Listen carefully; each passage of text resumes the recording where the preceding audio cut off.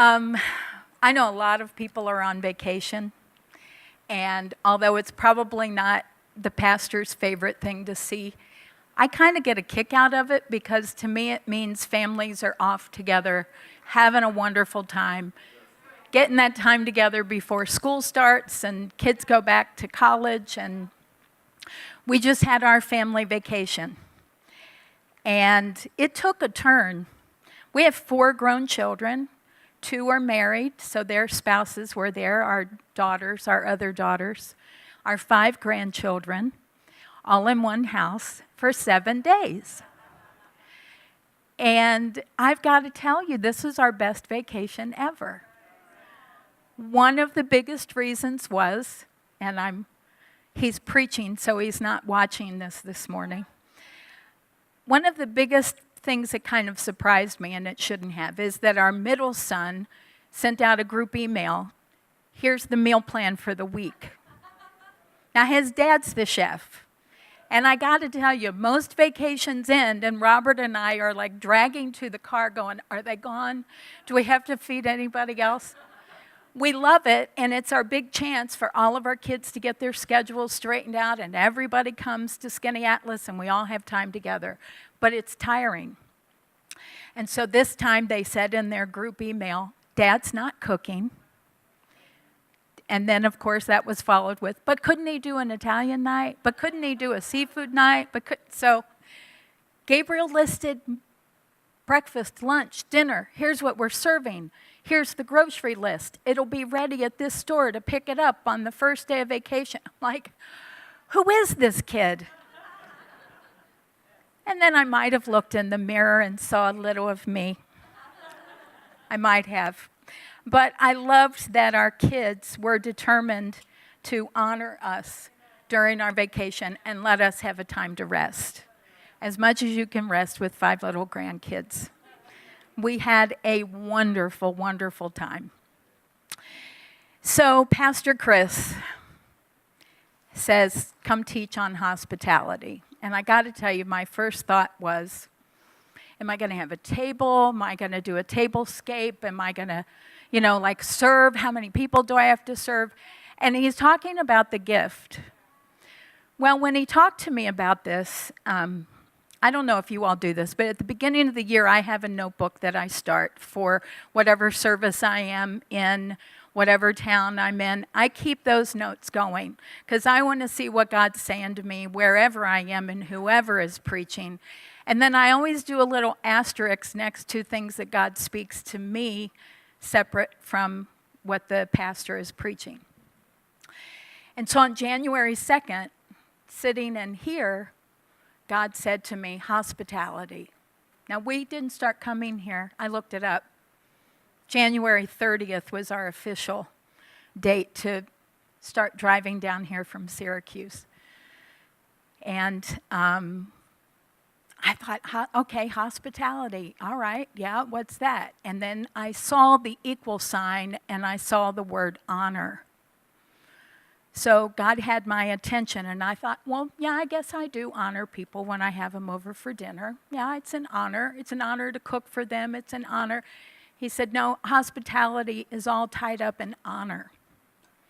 So I started looking at some things. Now, before you think that I am going to bring out a table and serve you all food or show you how to set the table and use the right fork, I'm not.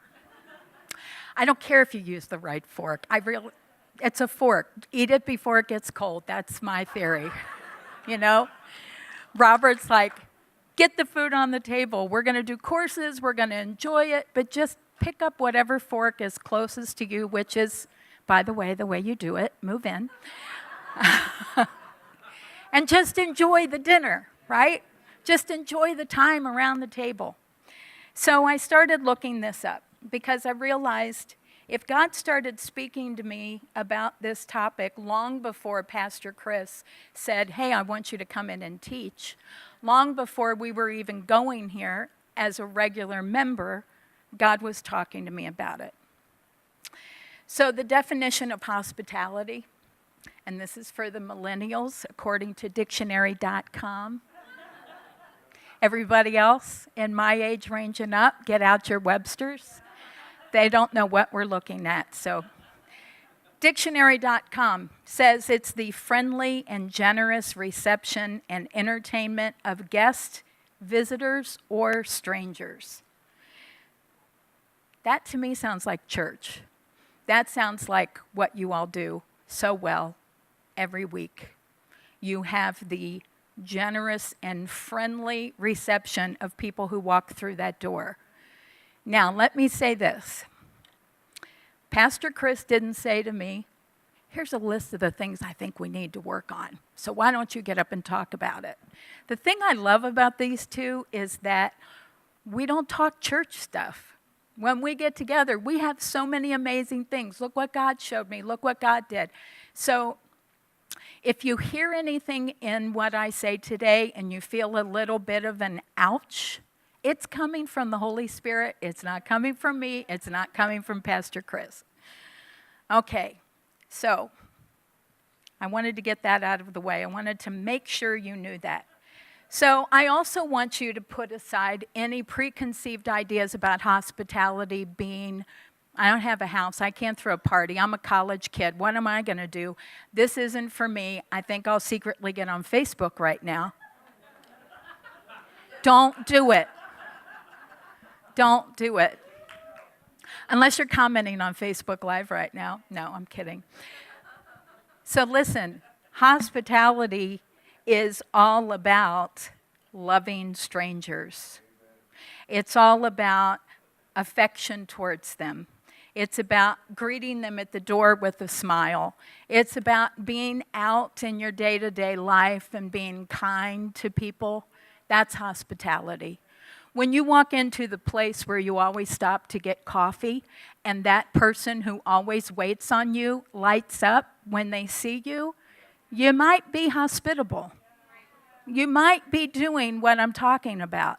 You might walk in there with a smile and not just look at your phone and go, coffee black.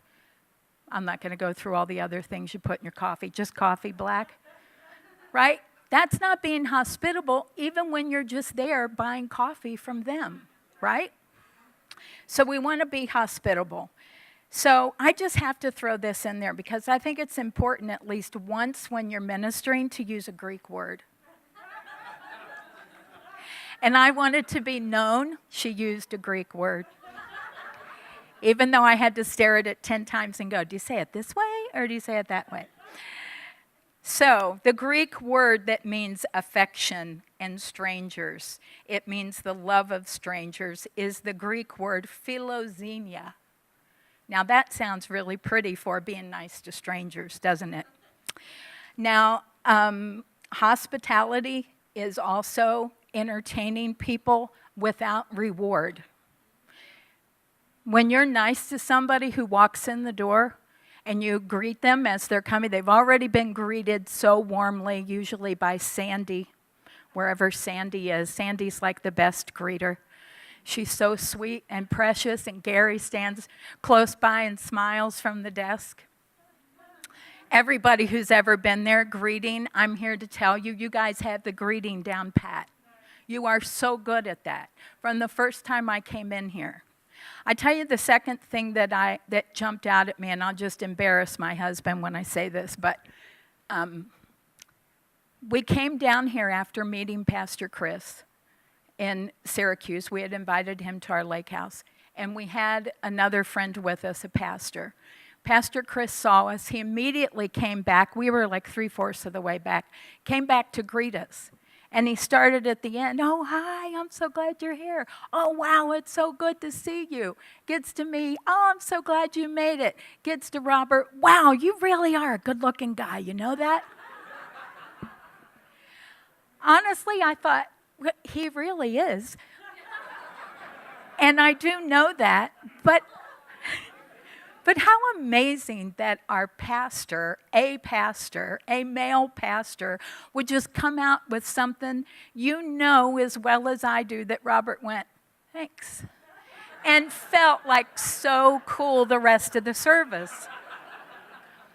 He might have been sitting there going, why did I wear this shirt? Jean likes it, I don't like it. But Pastor Chris came and lifted him up and honored him Do you know what I mean? It's not about Robert's good looks. We can't get away from that. It's there. You just got to live with it.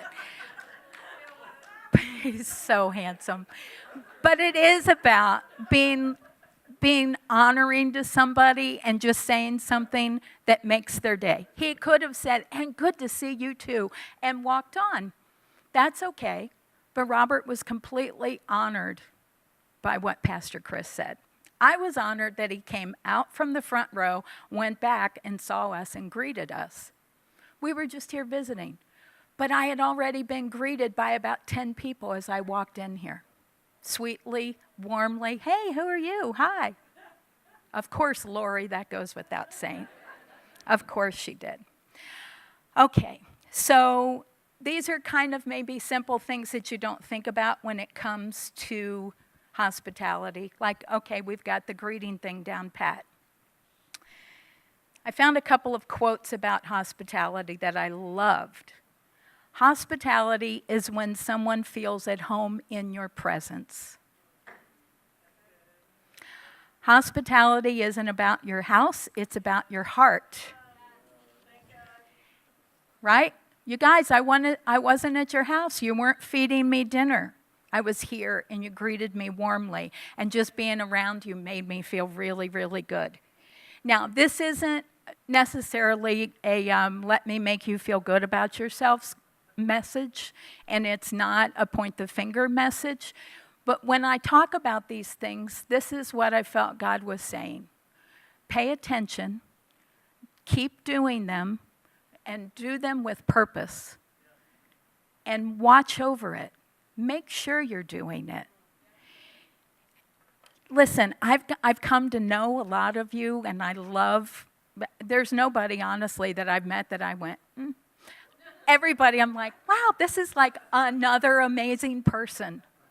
You think about the caliber of people that are here. The worship team. Usually you have 2, maybe 3 vocalists that could maybe pull it off, a couple of musicians. If the guitar player is sick, we got to do it without the guitar today. You guys have like hundreds of people on the worship team. It's like they keep coming out of the curtain, getting out of the van and coming around. I'm like, how many people do we have who can sing beautifully? My word, worship this morning was amazing. That's all part of welcoming us in hospitality. That's all part of ushering in God's presence here, right? You guys do it with such excellence. Eve, you're amazing. I know you had that all up. I know God's blessed you with amazing talent, but it starts at the head, and you're doing an amazing job. So, what God started to show me about this was that when the hospitality increases around here, it's because a genuine love is here. There is a genuine love. What we need to make sure we're doing, and I don't know how many of you are new today. You've come in from that amazing back-to-school bash that happened. If you've never been here before, let me just tell you what to expect. There are so many amazing people here that we all want to talk together because we enjoy each other's company. But we have to remember that we have new people around us. As much as I want to sit and listen to Frank and Erica, I could listen to the two of them talk forever. But I love them. We went to a baseball game, didn't we, Robert? Just us and Frank and Erica and Mark and Amy. I think they were roped into it as part of the ministry to the elderly, but still, we went and we had fun. But you know what else those crazy kids did that night? We'd never been to a, Rumble Ponies game? I love baseball. I'd never been down here. So we're just driving up and going, look at all the people. Where are you supposed to park? So I'm texting Mark and Amy, we're going to be late. We can't find a place to park. And what do these guys do? Pull right up front. We'll jump in, take your truck, and we'll park it. They could have said, gee, that's too bad. We'll leave your tickets at Will Call. We're going in for a hot dog. They didn't do that. They showed honor. And you know what happened when they sowed honor? I felt honored. That's part of hospitality. I felt honored that they would be so sweet and precious to us and honor us and go, there's no way you guys are walking forever. Okay. They even went and got the car after the game. I want to go to games more often now. So my point is, when I come in here, I just want to go hang out and talk to those guys. You know, I want to share my latest dream with Christy. I want to get her input on something. But then as I kind of glance around, I see there's like 5, 6, 7, 8, however many new people that I've never spoken to before. I need to say, hey, I'm going to call you this week, Christy, about that dream, which I am. And it's a wild one. And then I'm just going to go over here and find out who this gentleman is because I've never met him before. I've never seen him. I've never met him before. So we have to pull ourselves away from these people that make time to see each other during the week, get together, chat. But when you're in here, because you're a part of this family, you want to focus on these other people. If you were at your house having dinner and a new person walked in, you wouldn't go, hey, and just go back talking to your mom and dad, right? You wouldn't. Who are you? You're in our house. Who are you? I haven't seen you before, right? So we got to do, that's what we do. So if you're new here, expect that to happen. If it doesn't happen, you go introduce yourself to somebody because you will quickly fall in love with them as much as Robert and I have. All right, not one bit of this is in the notes. It finally occurred to me, 2 people have said, write a book on hospitality. I said, I think I've started it, but okay. So I want you to think, too, about what little area of hospitality you can serve in. When Robert and I started our ministry of hospitality, we didn't know that's what it was. Our pastor in Kentucky, he had been to our home many times. He felt very comfortable there. We fed him very well. He was relaxed. He felt honored. We honored him. Having a pastor in your home is a very big deal. They're like some of the busiest people on the planet. If they can make it to your home to hang out with you, do everything you can to honor them. Because these are people who are spending their whole lives working for you. They're in the Word, they're praying, they're doing, and I promise he didn't tell me to say this, I promise. We have to remember to show them honor. Now here's the thing, Pastor Chris and Pastor Margie are dad, mom, grandma, I forget what they call you, Gammy, Papa, Nani, Nana, aunt, uncle, brother, sister, to like half of you. I'm not kidding. Okay, if you're related to them in any way, raise your hand. Look, and half of them are away on vacation.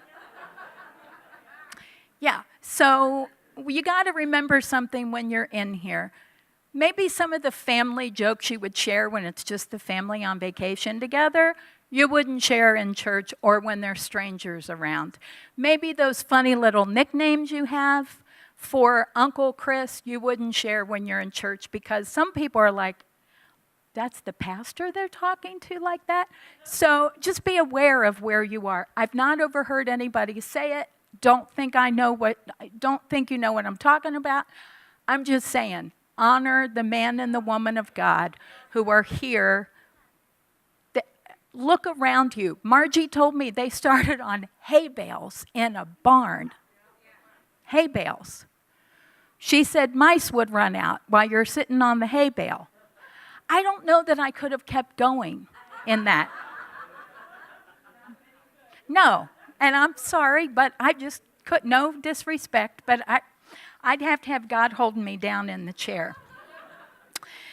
Same reason I was thankful to be in the nursery during the bash and not out there with the, tell me your name again? Kristen. Gosh, I wanted to say that. I thought it was wrong. If Kristen said, hey, we need you in the petting zoo, I would have let the air out of my tires in Syracuse and not come down. So nursery was lots of fun. Okay, so my point to all of this is that they started this. They gave everything they had. They started in a barn. And look what God has done.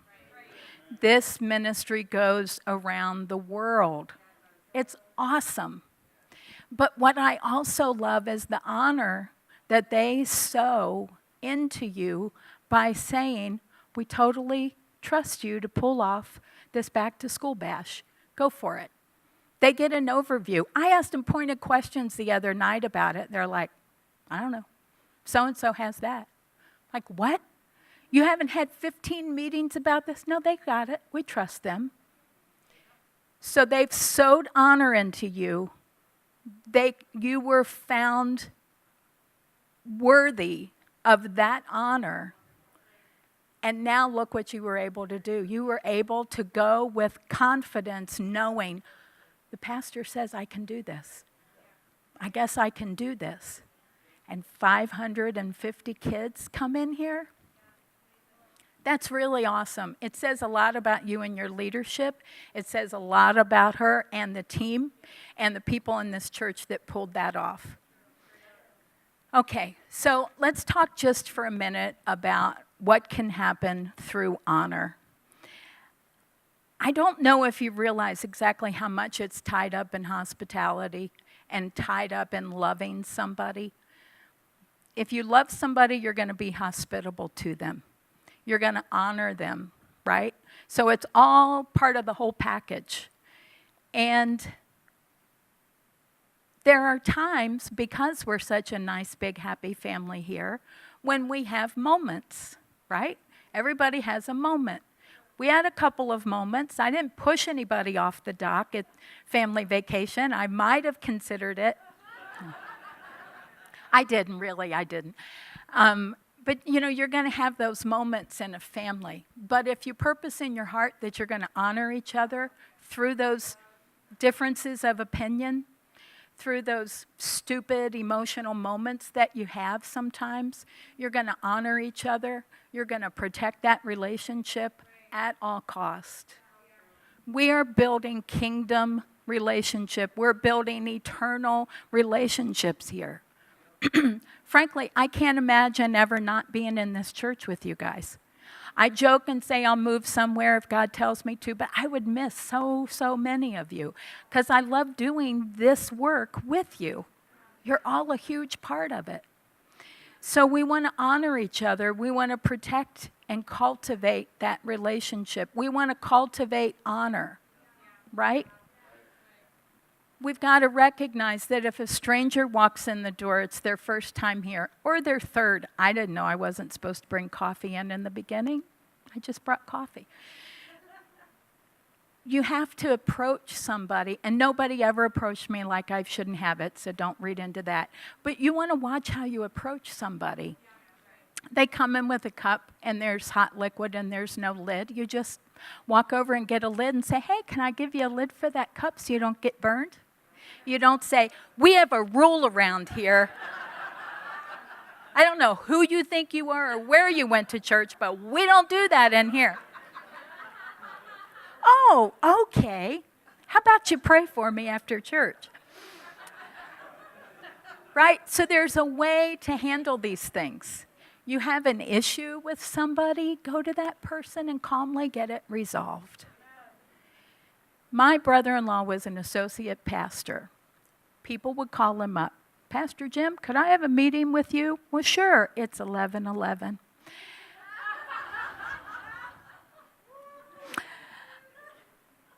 They would sit down and go, I got this issue with Pastor. And he'd go, hang on a minute. And he'd pick up the phone.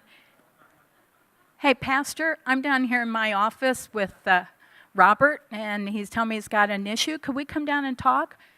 Now, the Robert in the story is like choking. Wait, I didn't want to talk to him. That's why I came to you. And Jim would say, there is no way I'm going to sit here and have a conversation with you about Pastor without him present. Now, come on, let's go get this done. Some people would leave, like, that's okay, I don't want to confront this. So honor the relationship, not just with pastor, not just with the leadership, but with everybody. Everybody sitting next to you. If there's an issue, go, hey, you know what? I love you so much. I love being your friend. I got this thing that came up. Could we talk about it? And if you can't resolve it, go get somebody in leadership to pray with you. And by all means, keep your mouth shut about it. I don't need to look at Lori and go, oh, I remember somebody had an issue with her. I wonder if I can even trust her to do what she's apparently called to do. Right? Nobody's ever had an issue with Lori. Not that they've come to me about. So it's important that we do that. It's important that we get an idea of where God is taking this church, because we have to get the gift of hospitality down pat. We have to get honor down pat. This place is going to fill up. You guys, I'm not just talking about the conference in November. This is like permanent. It's permanent lack. It's going to keep happening. And we want to be known as the safe place for people to come where they feel loved and welcomed. I am telling you, I have never felt love in a church like this one. Never have. I'm sincere, and for any other people listening to me, I'm sorry, but I've never felt love like a church. And this is a big church. And usually when there's a big church, it's the opposite. Everybody has their little groups, but you guys just exude that.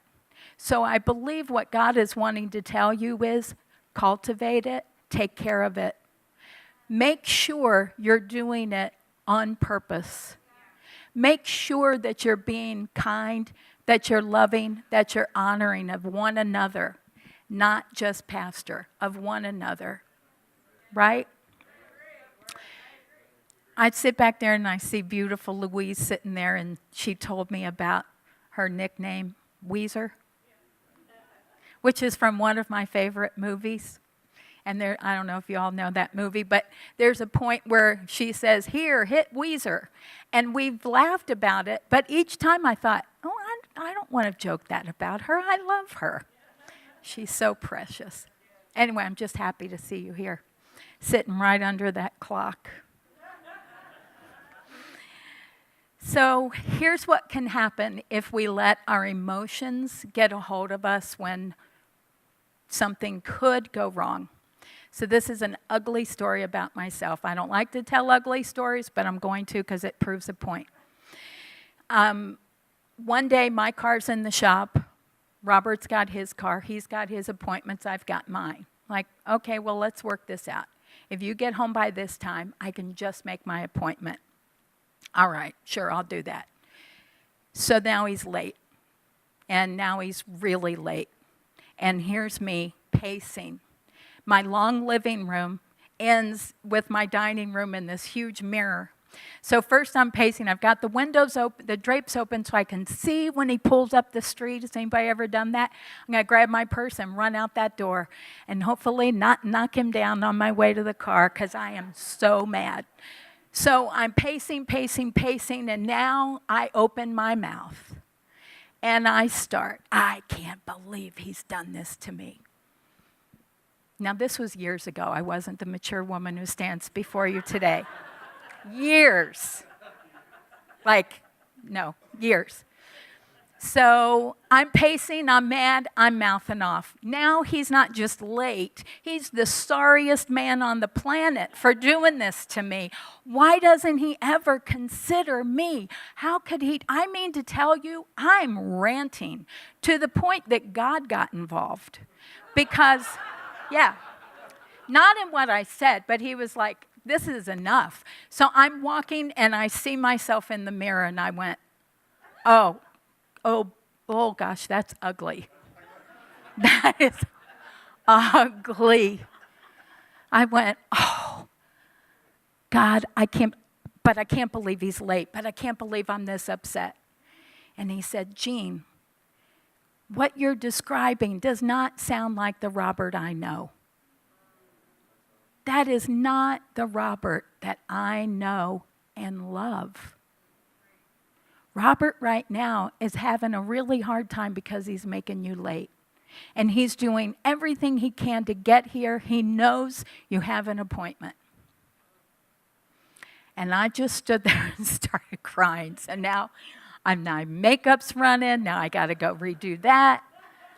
There's another 45 minutes. No. So I'm like, God, I am lower than dirt. I can't believe I did that to my husband. I know he's not like that. I mean, I was crying, so upset.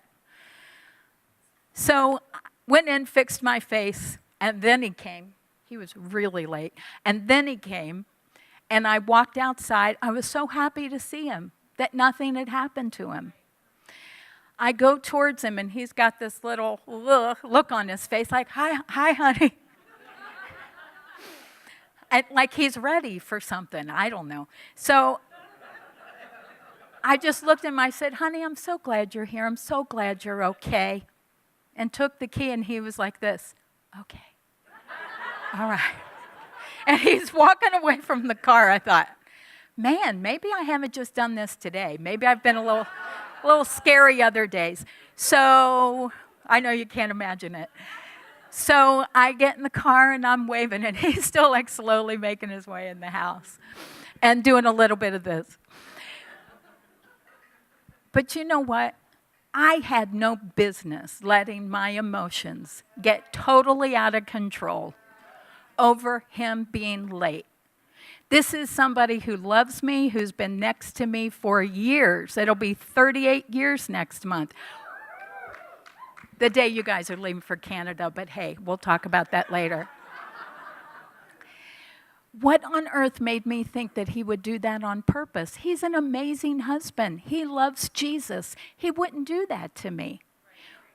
We let ourselves get pulled into an emotional crisis over, well, I handed her coffee and she didn't say thank you. And she sat where I sit. And I don't like her perfume, and she knows I don't like her perfume, and we get all like one little thing all of a sudden. Now, why did you leave the church? Well, let me tell you. You know you're going to sound like an idiot explaining that's why you left the church, right?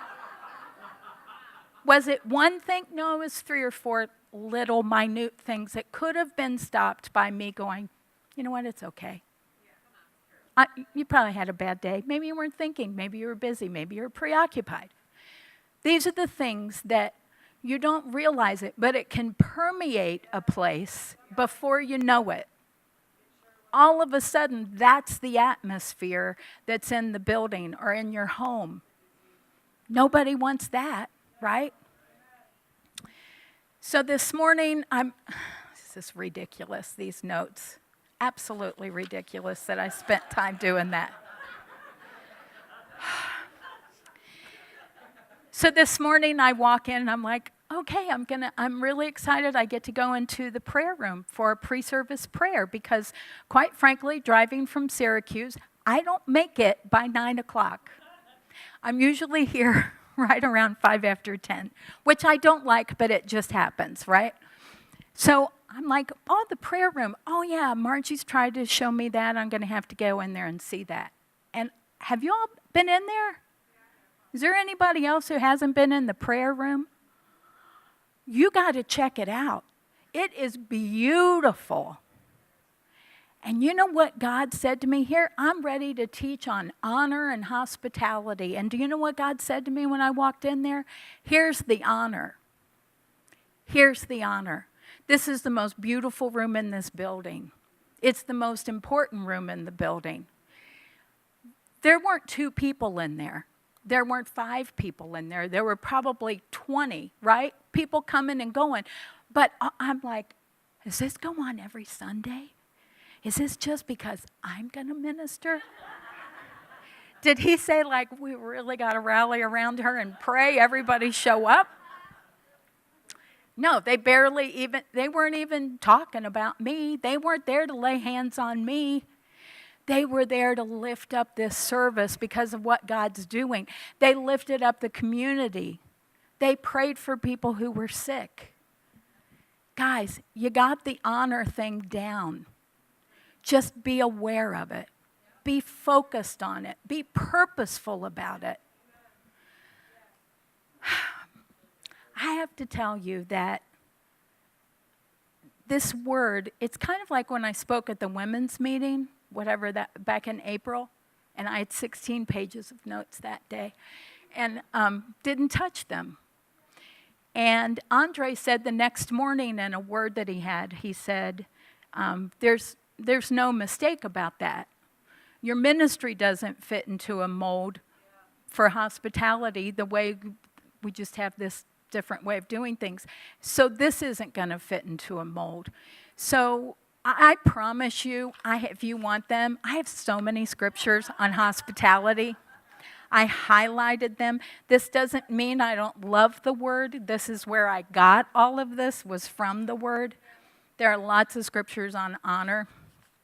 So I will submit them to Pastor Chris so he can put his stamp of approval. She did have the word. I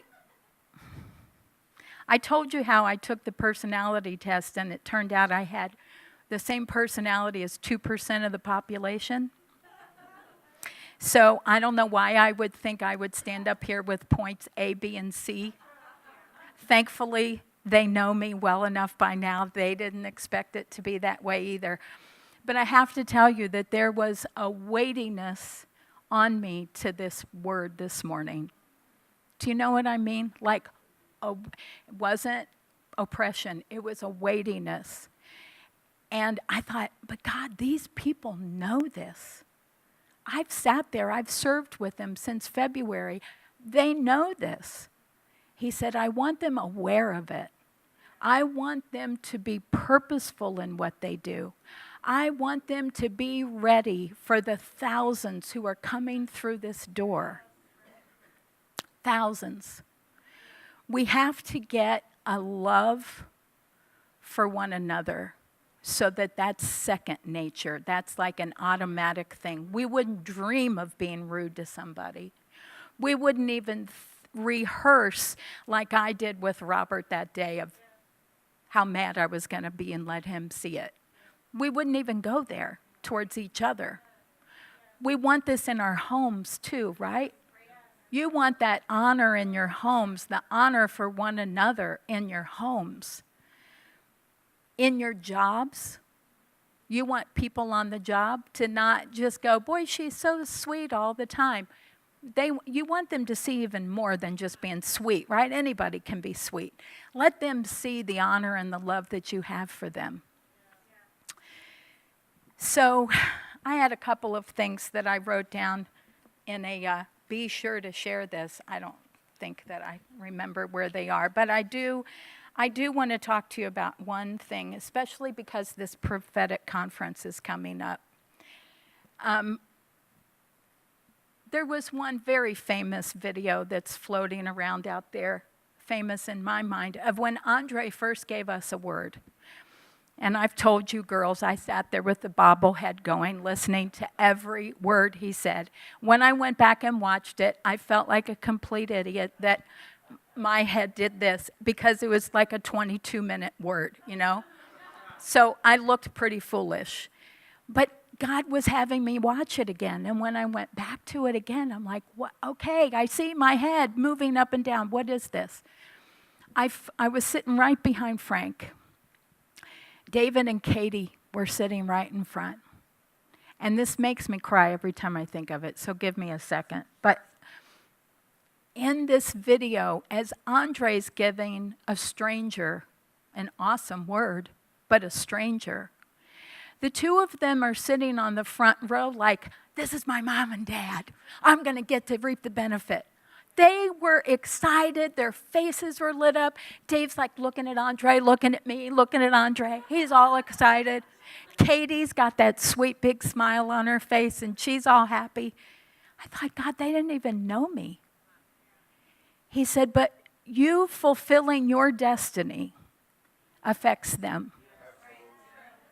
So for all those times that we're taught, pull out that word, pray over it, text Emily and KJ at midnight. Did you get that word for me yet? I got to transcribe it. I've got to watch that thing and pray over it. Do the whole service. Pray over all the words given.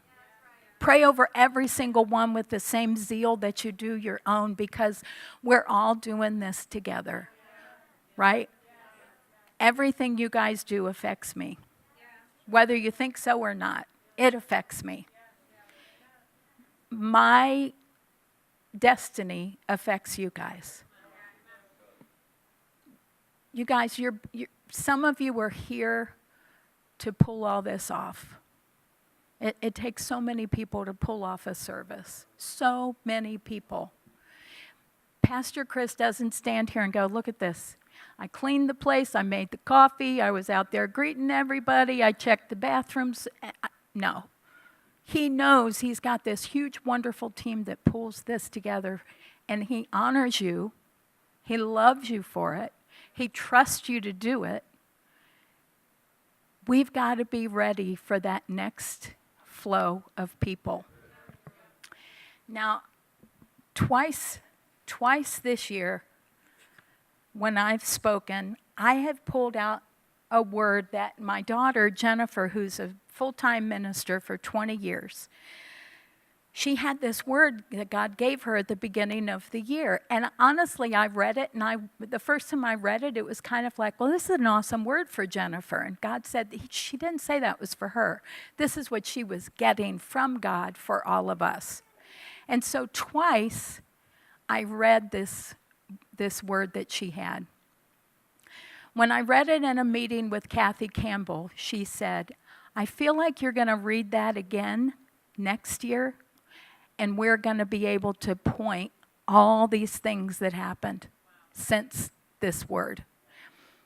And that went off in my spirit. And so this morning, through prayer and sitting here during worship, I went, God, why did I put that in my notebook? And he had me read it, and I went, oh yeah, that's why. So in a couple minutes that I have left, I want to read this to you.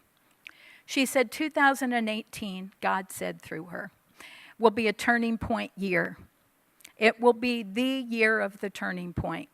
The point when a significant change occurs. Anybody else sensing that happening like now? As you follow the plans and purposes of God, momentum is building.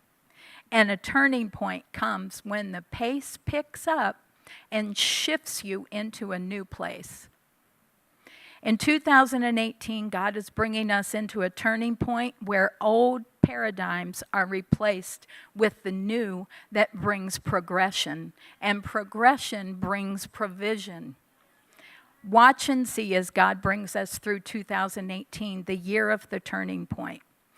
Then she had these different definitions for the turning point. I won't read them all, but one is a point at which a significant change occurs. Another is the point when the action begins to move toward the most important part.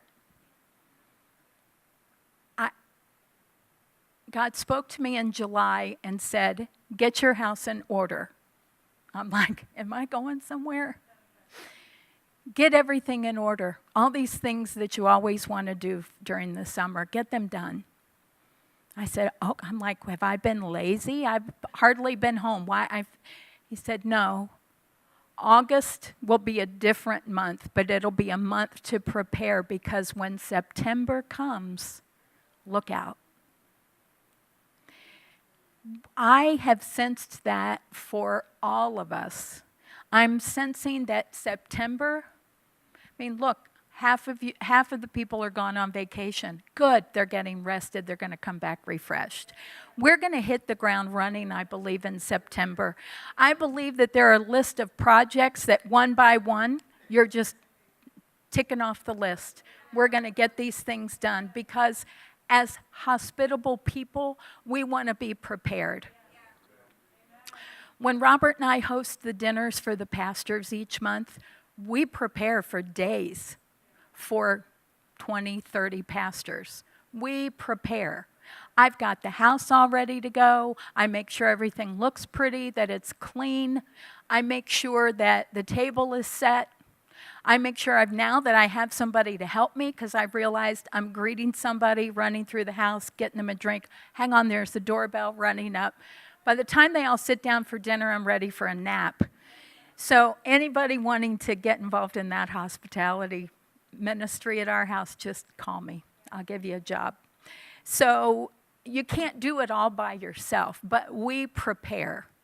We are ready for it because we've invited them. Now, how many times have we prayed and invited through our prayers the masses to come in?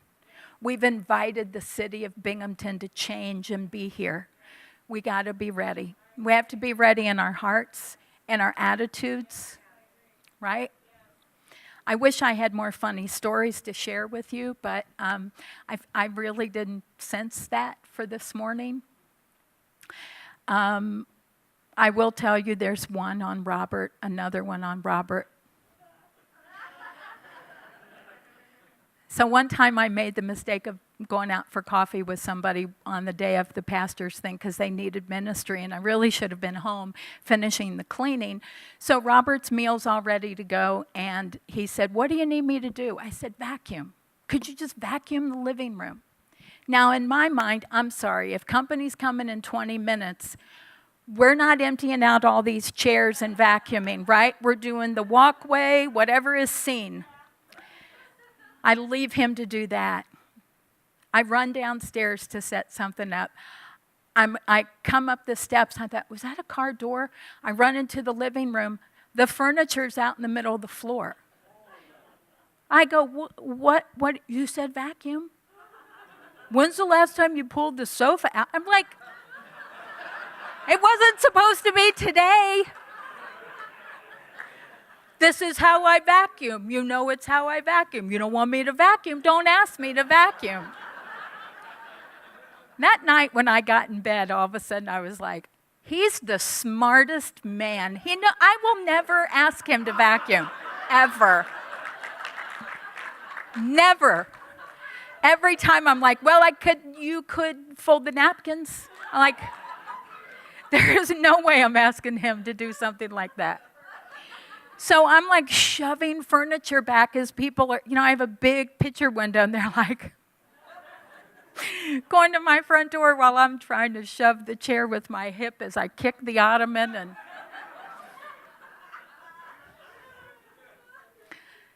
so thank God we're prepared for service around here, right? Honey, I've really picked on you today. Wednesday's coming. Wednesday's coming. You know what that means? You don't want to miss Wednesday. This is going to be tough. Okay. So back to a last serious note before, in closing, checks in the mail. In closing, I want to tell you this. There are so many of you that are going to be sent out from here. We already send out worship teams. We send out speakers. It's awesome. It really is. But can I tell you, be ready to be sent out. Purpose in your hearts. You're going to do these things wherever you go. You're going to be the one that when you walk into their church, they're like, they're here. Everything seems great now because they're here, right? Okay, so we're doing this for each other. We're doing this for strangers. We're realizing, of course, that we are the representation of Jesus to this world, right? We are to this city.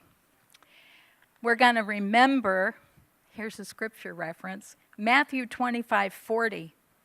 Truly I say to you, as you did it to one of the least of these my brothers, you did it to me. So that's a great scripture, right?